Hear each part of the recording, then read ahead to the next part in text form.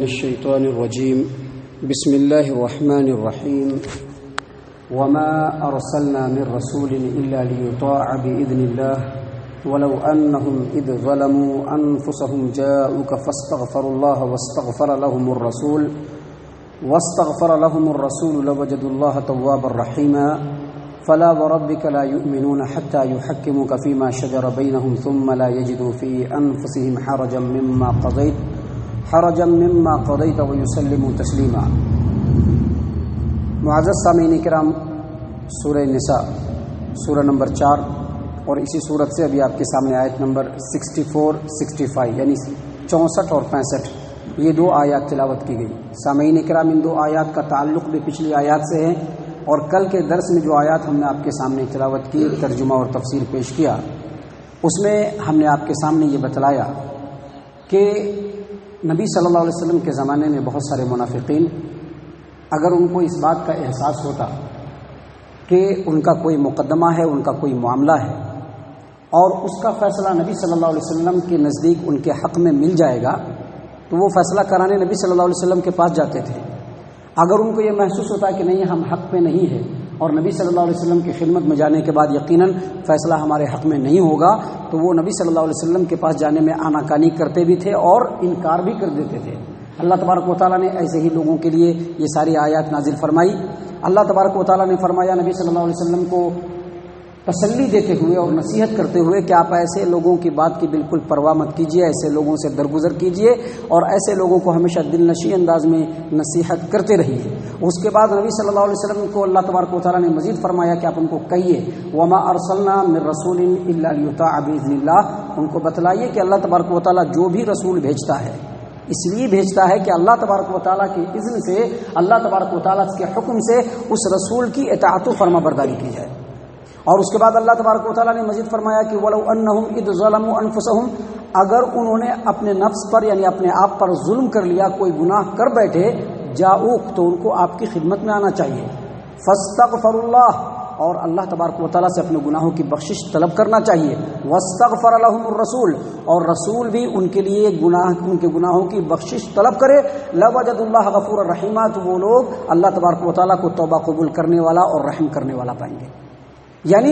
اللہ تبارک و تعالیٰ نے یہاں پر نبی صلی اللہ علیہ وسلم کو یہ تسلی دی، نصیحت کی کہ آپ ان لوگوں کی باتوں سے، ان لوگوں کے ایکٹیویٹی سے بالکل پریشان مت ہوئیے، آپ درگزر کر دیجئے، دل نشیں انداز میں ان کو نصیحت کرتے رہیے، اور اگر ان سے کوئی گناہ ہو جائے تو وہ آپ کی خدمت میں آئے، آپ ان کے لیے ان کے گناہوں کی مغفرت کی دعا کر دیجئے اور ان کو سمجھائیے کہ اللہ کا رسول اللہ تبارک و تعالیٰ اسی لیے بھیجتا ہے کہ ان رسولوں کی اللہ تبارک و تعالیٰ کی اجازت سے اطاعت و فرما برداری کی جائے،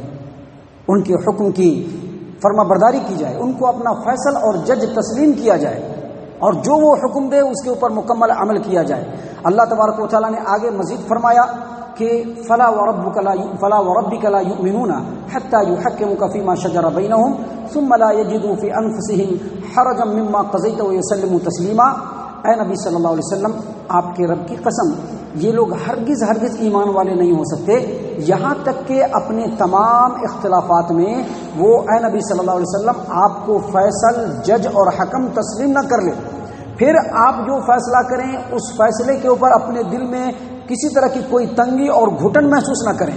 اور آپ کے فیصلے کے اوپر پورے دل کی آمادگی کے ساتھ اپنے سر کو جھکا دیں اور اس پر عمل پیرا ہو جائیں۔ معزز سامعین کرام، یہ جو آیت کریمہ ہے،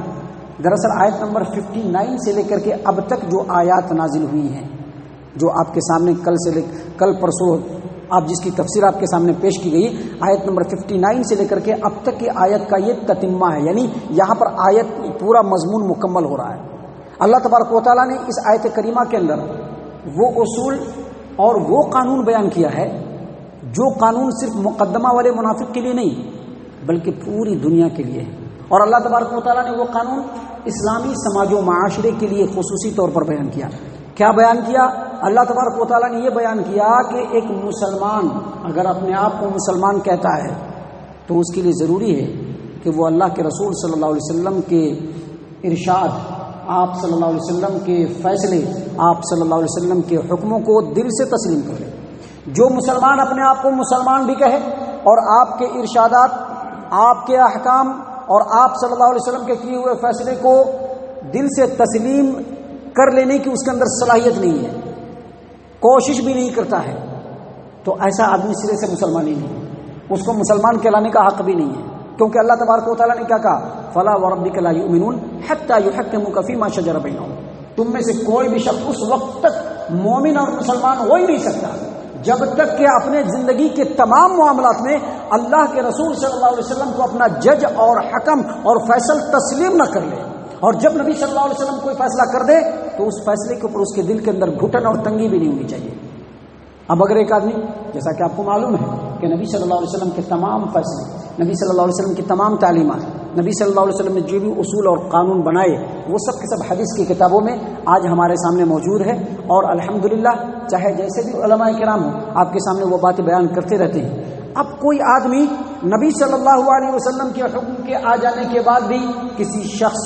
کسی پیر، کسی امام، یہاں تک کہ اپنے نفس کی چاہت کو بھی نبی صلی اللہ علیہ وسلم کے حکم کے اوپر ترجیح دیتا ہے، تو ایسا شخص ایمان والا کہلانے کا قطعاً حقدار نہیں، قطعاً حقدار نہیں۔ معزز سامعین کرام،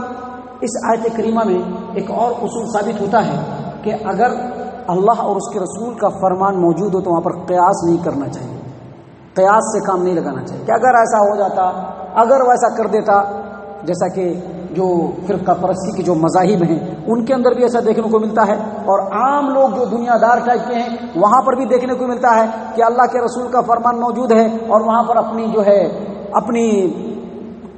ٹامک ٹویا لگاتے رہتے ہیں، اپنی بات بکتوتی جو ہے وہ کرتے رہتے ہیں۔ تو آپ سمجھ لیجئے کہ اللہ کے رسول صلی اللہ علیہ وسلم کا فرمان موجود ہو وہاں پر قیاس بالکل نہیں چل سکتا۔ سامعین کرام، یہ جو آیت کریمہ ہے اس کا شان نزول ہے، اس کا شان نزول صحیح البخاری کتاب التفسیر کے اندر ہے، صحیح مسلم کتاب الفضائل کے اندر ہے کہ عروہ بن زبیر رضی اللہ عنہ بیان کرتے ہیں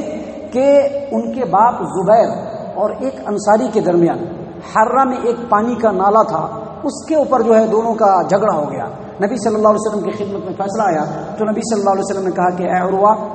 تیرا کھیت پہلے پڑتا ہے، تو ایک کام کر، جو نالی سے پانی آتا ہے اس سے جلدی سے اپنا کھیت تو سیراب پہلے کر لے اور بعد میں پانی اپنے پڑوسی کو چھوڑ دے۔ اب وہ جو پڑوسی تھا، نبی صلی اللہ علیہ وسلم کے اس فیصلے سے اس کے دل کے اندر تنگی ہوئی، فوراً اس نے اٹیک کیا۔ اٹیک کیا کیا؟ ہاں آپ کا پھوپھی زاد بھائی ہے اس لیے آپ ان کے حق میں فیصلہ دے رہے ہیں۔ عروہ زبیر رضی اللہ عنہ نبی صلی اللہ علیہ وسلم کے پھوپھی زاد بھائی، کہا کہ آپ کے پھوپھی زاد بھائی ہے اس لیے فیصلہ آپ ایسا کر رہے ہیں۔ آپ صلی اللہ علیہ وسلم ذرا غصہ ہو گئے، اور غصہ ہونے کے بعد کہا کہ اے زبیر، تو ایک کام کر، تو اپنے کھیت کو پہلے سیراب کر، اور جب تک پانی تیرے کھیت کے منڈیر کے برابر نہ آ جائے تب تک اس کے کھیت میں پانی نہ چھوڑ۔ یعنی نبی صلی اللہ علیہ وسلم نے جو پہلے فیصلہ کیا تھا اس میں دونوں کی سہولت تھی، لیکن جب یہ آدمی نبی صلی اللہ علیہ وسلم کے حکم کو ماننے سے آناکانی کی تو اللہ کے رسول صلی اللہ علیہ وسلم نے سختی سے فیصلہ کر دیا، اور اسی پر یہ آیت کریمہ نازل ہوئی کہ نبی صلی اللہ علیہ وسلم جو فیصلہ کریں اس معاملے میں اگر کوئی آدمی اپنے دل کے اندر تنگی محسوس کرتا ہے، اپنی شخصیت، دوسروں کی شخصیت، کسی امام، کسی پیر، یا اپنی نفس کو ہی نبی صلی اللہ علیہ وسلم کی بات پر ترجیح دیتا ہے، وہ کبھی بھی ایمان والا نہیں ہو سکتا ہے۔ معزز سامعین کرام، اس آیت کریمہ کی تفسیر میں ایک اور شان نزول بیان کیا جاتا ہے جس کو حافظ ابو اسحاق ابراہیم بن عبد الرحمن بن ابراہیم بن دہیم یہ اپنی اس آیت کریمہ کی تفسیر میں زمری سے روایت کرتے ہیں، اور یہ روایت اگرچہ اس کی جتنی بھی سندیں ہیں سب میں کمزوری ہے، لیکن اس روایت کو حافظ ابن کثیر نے اپنی تفسیر کے اندر بھی، امام ابن ابی حاتم نے اپنی تفسیر ابن ابی حاتم کے اندر بھی، اور دیگر مفسرین نے اپنی اپنی تفسیر کی کتابوں کے اندر یہ شان نزول بیان کیا ہے کہ دو آدمی کو کسی معاملے میں جھگڑا ہو گیا، دونوں نبی صلی اللہ علیہ وسلم کے پاس آئے، نبی صلی اللہ علیہ وسلم نے دونوں کا مقدمہ سنا، جس کے حق میں فیصلہ ہونے والا تھا فیصلہ اس کو دے دیا نبی صلی اللہ علیہ وسلم۔ اب جس کے خلاف فیصلہ ہوا تھا وہ نبی صلی اللہ علیہ وسلم کی بات کو سن کر کے دل میں پش و پیش کر رہا ہے، وہ ماننے کے لیے ریڈی نہیں ہو رہا ہے، باہر نکلنے کے بعد کہتا ہے کہ نہیں میں یہ فیصلہ نہیں مانتا ہوں۔ کہا تو کیا چاہتا ہے بول، جس کے حق میں فیصلہ ہوا تھا اس نے کہا تو کیا چاہتا ہے بول۔ کہا کہ ابو بکر رضی اللہ عنہ کی خدمت میں چلو وہاں پر فیصلہ کروائیں گے۔ ابو بکر رضی اللہ عنہ کی خدمت میں آئے،